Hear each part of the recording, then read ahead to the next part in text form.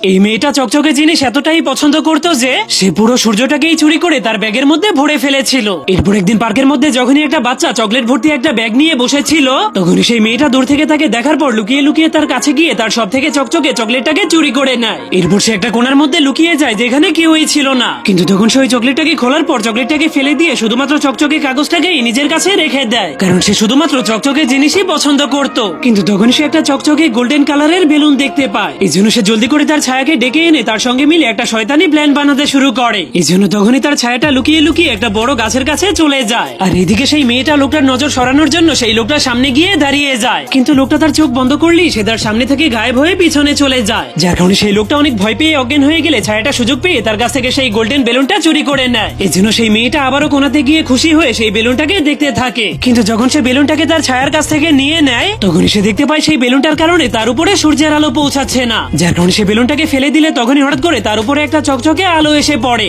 এই জন্য মেয়েটা সেই সূর্যের দিকে তাকালে বুঝতে পারে সূর্যের থেকে চকচকে জিনিস এই পৃথিবীতে আর কিছুই নেই। যার কারণে সে সূর্যটাকে চুরি করার জন্য ধীরে ধীরে উঁচু একটা গাছের উপরে উঠতে শুরু করে দেয়। আর সূর্যের আলো অনেক বেশি হওয়ায় চোখে একটা সানগ্লাস পরে সামনে আগাতে শুরু করে, কিন্তু এদিকে তার ছায়া বারবার তাকে সেখানে যেতে মানা করছিল। কিন্তু মেয়েটা তার কোনো কথা না শুনে অনেক জোরে একটা লাফ মেরে সূর্যকে তার ব্যাগের মধ্যে ভরে চুরি করে নেয়। যার কারণে পুরো পৃথিবীটাই অন্ধকার হয়ে গেলে সে সূর্যটাকে নিয়ে নিচে নেমে আসে, কিন্তু তখনই হঠাৎ করে সূর্যটা আবারও আকাশের উপরে উড়ে যেতে শুরু করে। এই জন্য মেয়েটা তাকে থামানোর চেষ্টা করলেও সেই মেয়েটাকে সহই উপরে উড়ে যেতে শুরু করে। যার কারণে সে নিচে পড়ে গেলে অনেক মন খারাপ করে সূর্যের দিকে তাকিয়ে থাকে। এরপর সূর্যটা ধীরে ধীরে তার আগের জায়গাতে চলে গেলে পৃথিবীটা আবারও আলোকিত হয়ে যায়। যাওয়ার আগে আপনি কি চাঁদ পছন্দ করেন নাকি সূর্য তা কমেন্ট করতে ভুলবেন না।